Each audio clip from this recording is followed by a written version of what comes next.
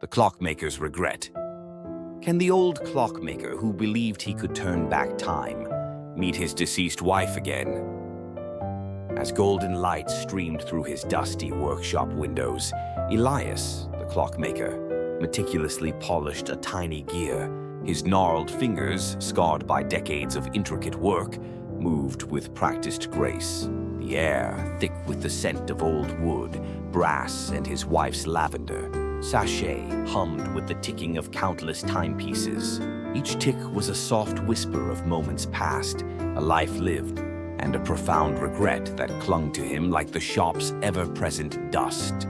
He often found himself lost in the rhythmic cadence of the clocks, their steady beat a stark contrast to the tempest raging within his own heart.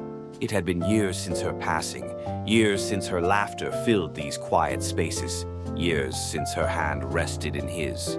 Yet every day, the ache of her absence felt fresh.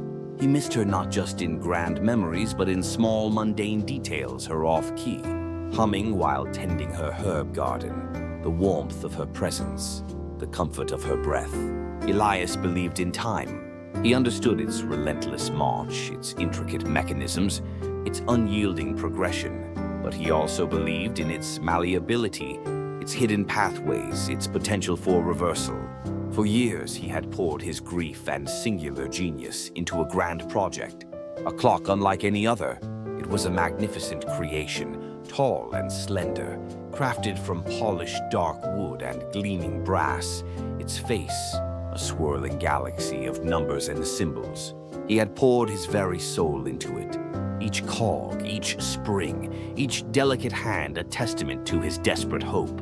He called it the chronosynclastic infundibulum, a name as mysterious and complex as the device itself. He remembered the early days of their life together. He was a young apprentice, she, a vibrant, compassionate woman who saw beyond his quiet exterior. Their love had been a quiet, enduring flame. But then an illness came, swift and merciless, stealing her away. He remembered her last words, whispered soft as a breeze, "Don't regret, my love," live. But how could he not? The regret was a gaping chasm in his chest, a constant gnawing pain. He thought of those Korean films he'd heard about, stories where people traveled through time, met past selves, or simply held on to fleeting moments. Dongam, connecting souls across eras. Ilmer, bridging years through a magical mailbox. And A Moment to Remember, a devastating story of fading memories. He yearned for such magic, for one chance to rewrite their story's ending. The chronosynclastic infundibulum was almost complete. It stood in the center of his workshop, bathed in twilight glow, a silent testament to boundless grief and audacious ambition. Its intricate gears whirred softly as he made final adjustments. He imagined the possibilities returning to that rainy afternoon when she first coughed, getting her to a doctor sooner. Or simply, one more conversation, one more touch, one more chance to say all the things he had left unsaid. His hands trembled slightly as he tightened the last screw. The air grew still, the usual symphony of ticking, clocks fading into hushed anticipation. He closed his eyes, picturing her face, her smile, her laughing eyes. He took a deep, shuddering breath, the scent of lavender seeming to grow stronger. When he opened his eyes, the workshop was bathed in an ethereal, soft, blue light from the clock. The air crackled with unseen energy. He reached out, his fingers brushing the cold, smooth metal. It vibrated, a low, resonant hum filling the space. He felt a pull, a strange distortion. Was it working?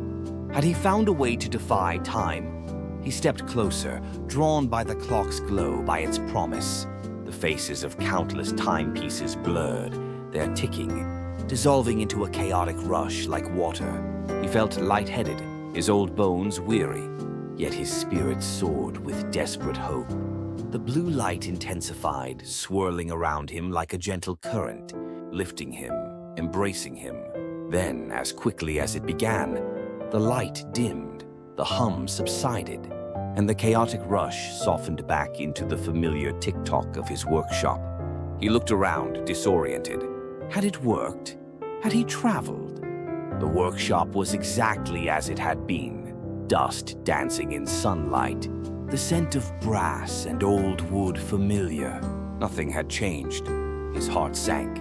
He moved towards the chronosynclastic infundibulum, shoulders slumped. It stood magnificent yet inert, its purpose unfulfilled. He ran his hand over its polished surface, a wave of profound disappointment washing over him. Was this all a futile dream, a delusion born of grief?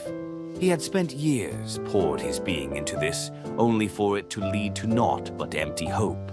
Then he noticed it, a faint, almost imperceptible warmth from the clock's brass pendulum. He leaned closer. There, etched subtly into its polished surface, was a single delicate lavender blossom. He touched it, tracing its fragile outline. It was not a carving he had made.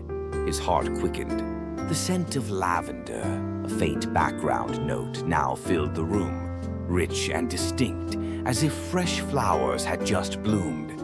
He looked towards his workbench. Beside a half-finished clock, tucked beneath a forgotten wrench, was a single dried lavender sachet. It was old, brittle, and had long lost its scent.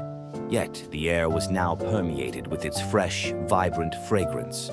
He closed his eyes, inhaling deeply, and for a fleeting moment, he felt her presence, a warmth beside him, a gentle touch on his arm. He opened his eyes, tears welling. He hadn't gone back in time. He hadn't rewritten history. But something had shifted. The crushing weight of regret felt lighter, softened by peace. The clock hadn't taken him to the past, but it had brought a vibrant memory into his present. It was a different kind of time travel, one that transcended mechanics. Elias smiled, a small, tremulous smile. He understood now.